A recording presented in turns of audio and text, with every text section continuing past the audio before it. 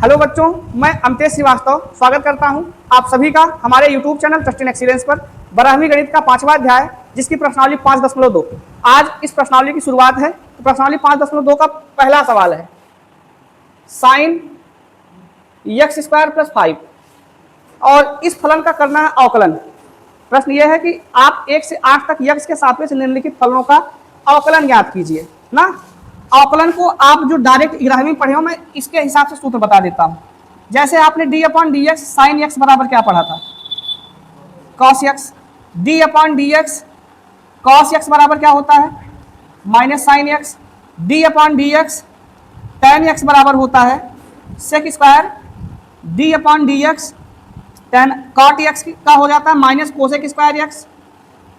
d upon d x sec x इसका होता है sec x into tan x, और d अपॉन डी एक्स सेक की जगह अगर आ जाए कोसेक एक्स, इसका हो जाता है minus cosec x into cot x. ये 6 त्रिकोणमितीय फलनों के अवकलन है। साइन एक्स का अवकलन कॉस एक्स का अवकलन minus sine x, tan x का sec square x, cot x का minus cosec square x, sec x का sec x into tan x, और कोसेक एक्स का minus cosec x into cot x. तो इसका पहला प्रश्न है क्या, साइन एक्स स्क्वायर प्लस 5। आप इसका जब अवकलन करेंगे, मान लेते हैं माना y बराबर साइन एक्स स्क्वायर प्लस 5, ठीक है।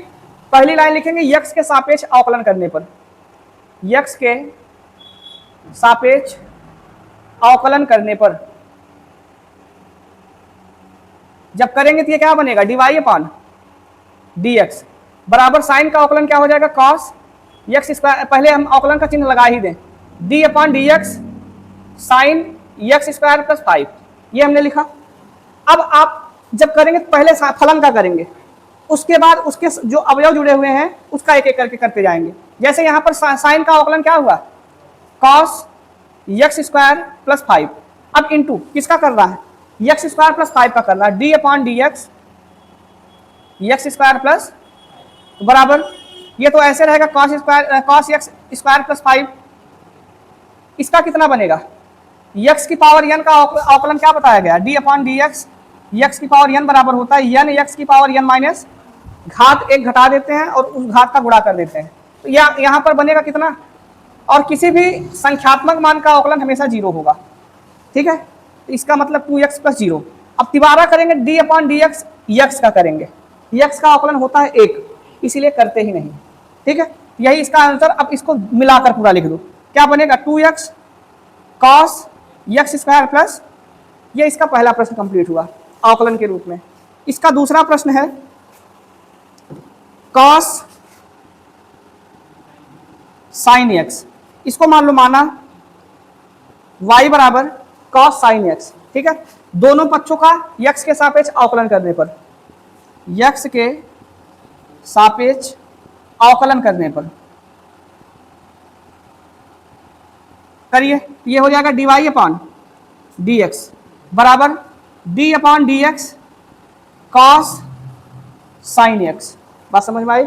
अब कॉस का अवकलन क्या होता है, माइनस साइन, ये x का काम कौन कर रहा है, फिर दोबारा d अपॉन डी एक्स, अब किसका अवकलन, साइन x का, ठीक है, बराबर माइनस साइन एक्स और इंटू साइन एक्स का अवकलन क्या हो जाएगा, कॉस एक्स।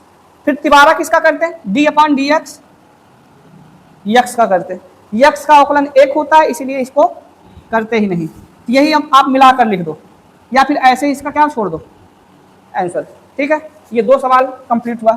इसका तीसरा प्रश्न है y, मान लेते हैं माना y बराबर sign a x plus B. 11वीं फिजिक्स में ये सब डायरेक्ट आपको कर देना है। 11वीं फिजिक्स में अवकलन समाकलन आपको पढ़ाया गया था, सेम वही अवकलन समाकलन की जो पहली क्लास है यही सब है, बेसिक कह सकते हैं इसको। अब जैसे इसका अगर अवकलन करोगे आप दोनों पक्षों का x के सापेक्ष अवकलन करने पर, dy अपॉन डी एक्स बराबर d upon d x sine a x plus b. Sine का अवकलन क्या होगा, cos a x plus b हो जाएगा। फिर दोबारा किसका करेंगे, ए एक्स प्लस तिबारा करना होगा तो एक्स का करेंगे अब ना। अब ए एक्स प्लस बी का जब अवकलन किया जाएगा तो ए एक्स प्लस बी का अवकलन ए आएगा, एक्स का 1 हो गया, बी का 0 हो गया, बचा ए। इसका मतलब ए को पहले लिख देंगे कॉस ए एक्स प्लस, ये इसका तीसरा प्रश्न हल हुआ। ठीक है, ऐसे इसके सारे प्रश्न एकदम आसान भाषा में लिख लीजिए।